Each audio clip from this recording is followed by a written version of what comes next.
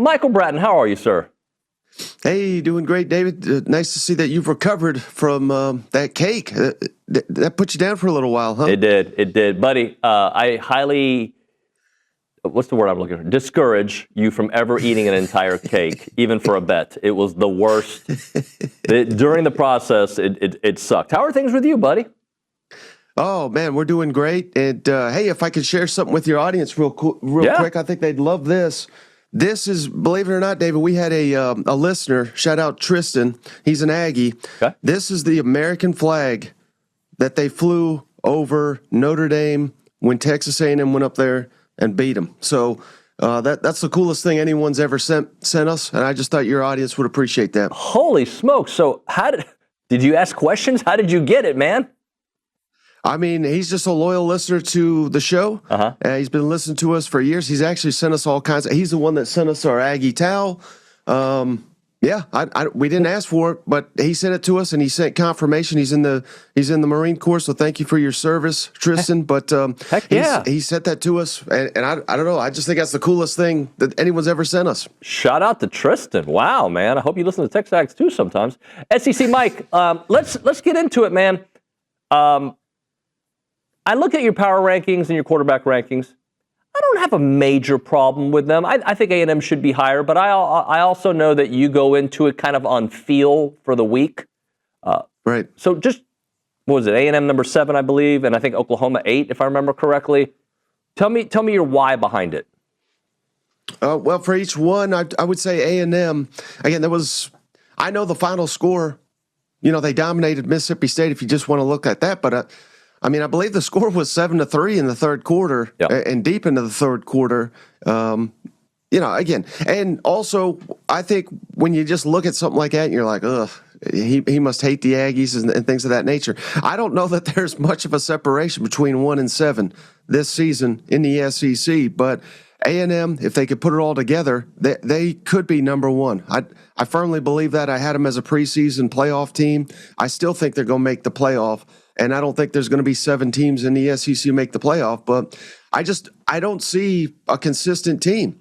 It's for one drive they look amazing, and then maybe 2 or 3 drives they don't. And it's just it just keeps after 6 games of this.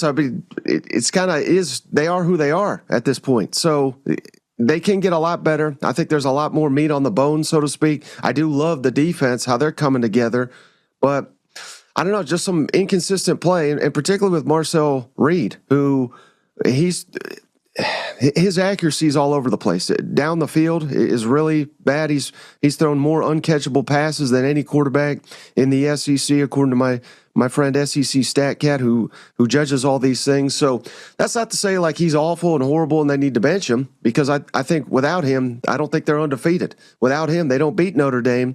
Shout out this flag. So again, he's got it in him, and he's played a lot better this season than he did last year. But he's going to have to play a lot better, I think, to beat some of these teams on the road, LSU, Missouri, and Texas. So let me ask you this. Who has been consistent then? Like, have you seen 4 consistent quarters from Alabama, from the teams you had in front of them, Georgia? Because I by the way, I kind of understand where you're coming. I do understand, not kind of. But I think if you watch those games against Auburn and Mississippi State, while the score was close, the game didn't feel close in either of them. The defense really choked out both teams.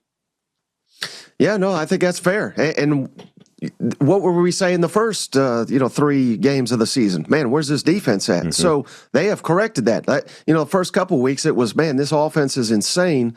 And now that's kind of, again, it's not bad, but it's just not where it was a couple of weeks ago. So we got to see the whole program be a little bit more consistent, in my opinion. They did dominate the final score. That's all anybody really cares about. That's all anyone should care about. But Mississippi State was a team that had played 6 games in 6 weeks, and I think it was clear as day that they gave A&M a good fight, and then once it started going downhill on them, it was like a snowball. It just that was a team that was tapping out, and that's a credit to A&M for making them tap out. That these SEC teams don't tap out on their own. Hi, Billy. What's up, Mike? What's up, David? Hey, what's up, Billy? Nothing. I've been listening. Like, I get what you're saying. You could rank them 1 to.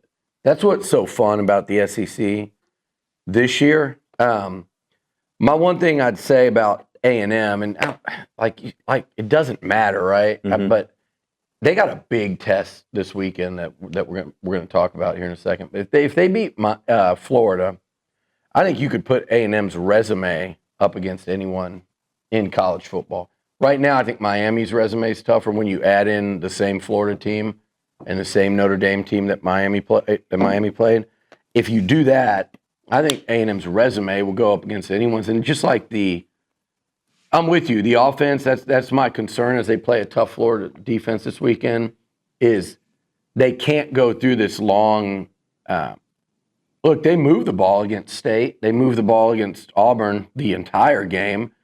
But you can't go on these droughts where you don't cross the goal line. That's not going to cut it eventually. And so you worry about that with Florida's defense. But that said, to me, Mississippi State, like they could have, should have, would have beat Tennessee a week earlier. They had them on the ropes. They you watch that game, they played them off their feet. A&M went on a 28-0 run to put that game away, 28-3. That's the same Mississippi State team that beat number 21 Arizona State. And if you compare if you watch the OU Auburn game and the A&M Auburn game, one team looked like that they were just playing with their food, and the other one was in a dogfight that you couldn't tell which team was better. That's kind of where I'm looking at it now, but I'm with you. The entire I think there was 10 teams that could have won, that could have feel good about or decent about going to Atlanta last weekend. I think that number still might be at 10. And maybe it's at 9 minus Texas. But even if they win this week, but even if they win this weekend, they're going to go, hey, we're still in it. I want to ask you, though, about the Florida Gators, what they accomplished last weekend, and how much do you think that victory, was that a one-off? Does that have to do with Texas being bad, Mike? Does that have to do with Florida figuring it out and they're going to be the team everybody thought they were, or do you think that was a one-off at home? Well, I think Saturday's performance, that was the Florida I thought we were getting. Yeah. Now, I would say maybe the defense is a little bit even better than I anticipated, but it's that offense that was a travesty. I picked Texas to go down there and shut out Florida. Yeah. I mean, that's how poor Florida had looked on the offensive side of the football against Miami, against LSU, and even against South Florida. So where in the world that Texas performance came from, I'm not 100% sure. But I think the guy to watch, and I'm sure you guys are well aware of this guy now, but Dallas Wilson, the 5-star freshman for Florida, he was all camp. They were saying this guy's insane. He was the MVP of the spring game. He had like 10 catches for 200 yards. And I've heard nothing but great things. He's missed the entire season up until Texas. And not only did he play, he was a star. And they said, well, he's starting. And I was like, it's very rare in this conference. You miss the first month as a true freshman, and they just insert you back into the starting lineup against a top 10 opponent. Dallas Wilson is incredible. Maybe he was the missing ingredient. I think that's a one-off for a freshman to come in and dominate. If he does it against A&M, he may be in the conversation for literally the best receiver in this conference. So he's one to watch. DJ Lagway played his best game. But I say all that to say this. Florida, 0-13 on the road against ranked teams under Billy Napier. They're 4-13 on the road under Billy Napier during his time there, and they're 0-2 on the road this season. I don't think Florida's got any shot to walk into College Station and come away with the win this weekend. Damn it, Mike. Damn you. But I do think, here's the way I've looked at it, is everything you can say good about Florida and why I think A&M should be should respect what's coming in here, and every reason why I think the fans should be leery about assuming anything. Everything you say about Florida, you could say about A&M. Really good defense, great lines of scrimmage on both sides of the ball, really strong up front in the trenches. NFL running back, momentum. I think A&M checks that momentum. Okay, yeah, we've had it for weeks, and we're playing at home. Coaching. Elko, Napier. Napier's really hungry. Elko's done a tremendous job this year. I think everything you can say, and then quarterback. You know, Lagway's dangerous. He scares defenses. So does Marcel Reed. And Reed's been far more consistent this year. So if I'm taking off like Florida looked good against Texas. They come in here with that. I just think this is going to be another dogfight, but I think A&M, like whatever you want to sell me on Florida, you can sell me just a little bit more on A&M. I think, though, both defenses are really good, so this Aggie offense is going to have to show up tomorrow. Well, and I also think I'm taking some heat for this take, but I think Texas got their kind of like welcome to the SEC moment last week in the swamp. Now, I know this is year 2, and heck, they were whooping everybody last year, right? Well, you look at who they played on the road. They played Vanderbilt. They had more fans there than Vanderbilt. They played 11 a.m. at Arkansas. The only tough road game they played was at A&M, and that place, you guys know better than I. It was a madhouse down there. A&M got stuffed, I believe, on the goal line, and after that, I think they quieted the crowd, and they kind of took them right out of it. Mm-hmm. It was the exact opposite. Florida jumped on them early. The fans, the players, the media, they've all said, good night. We didn't know what we were getting into in the swamp. I think that was last week was Texas. Welcome to the SEC moment. You ain't in the Big 12 anymore. Let's talk about Texas for a second, because I've said that all along. That schedule, actually, that was my number one sticking point. Is you don't understand these venues in the Southeastern Conference. What did you think of? And by the way, they better watch out when they go to play the team A&M just played. When they go to Starkville, Mississippi, and deal with those cowbells. That's another one that I don't think their fans are even looking at and considering as a potential loss right now. What did you think of Steve Sarkisian's comments this week of 135 other teams? I'd like to see them go down there to the swamp. Like, South Florida is like 3 weeks ago. Your arch rival went down there last year and beat the brakes off of them in A&M. So, like, what were your thoughts when you hear a head coach start saying stuff like that this early in the season? Yeah, I mean, I didn't realize Steve Sarkisian was Alex Golish's agent, but maybe he is.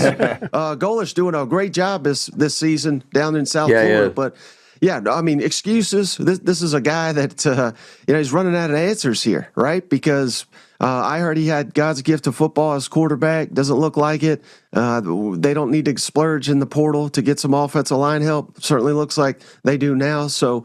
Yeah, I mean, this is 100% on Sarkisian, and yes, Arch Manning has not looked near as good as he was hyped up to be. But when I watch him, I still see the talent there. I still think he's capable of being a really good quarterback, but they're not helping him out with the play calling. They're not helping him out, certainly, with the offensive line. I'm not sitting here just trying to make excuses for him, but I think he'll rebound and do better, but that's on Sarkisian. He's got to put him in a better spot and help out a young quarterback, and it seems like he's not making the adjustments he needs to on offense to help out Arch, and that's on Sarkisian. Talking to SEC Mike here on TexAgs Live. Mike, I'm having a hard time figuring out Missouri personally because I love Ahmad Hardy. I think he's fantastic. Bo Perbula is playing great, but then I think about who they've played, and I'm like, but are they great? And I look at Bama, who struggled so much in week 1, but since then, Ty Simpson has been legit. How does this game play out considering Hardy looks great and Bama's had a hard time stopping the run, but I don't know who Missouri's played?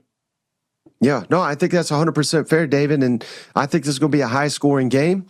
I don't think Missouri's going to have a ton of success stopping Ty Simpson and this Alabama receiving core, which I think is probably the best in the conference if we're going 3 deep, not 2 deep. 2 deep's in College Station, of course, but I think Alabama's going to find a lot of success. I think Missouri's going to have to get after Ty Simpson. That's going to be their best defense. They've got some elite pass rushers that they got out of the portal. Both of them actually from Georgia, and what do you know? Georgia can't get to the passer this year. Yeah, so wow. Shout out Missouri there. Hardy, he's number 1 in the SEC. He's number 1 in the nation in rushing. So he's a little bowling ball, and they got Jamal Roberts too, is another good running back at Missouri. But I think the key to the game will be Bo Perbula. They're going to force him to beat him. He's in a really good dual threat option at quarterback for Missouri. I like Missouri to beat Alabama by double digits. I think this is the biggest game in Missouri football history, at least as long as they've been in the Southeastern Conference. And I think this is the SEC grind. I do think I got Alabama #1 in the power rankings. I think they're very good, but I think Missouri is about equal as good. And Bama's coming off Georgia, Vanderbilt. They got Tennessee next week.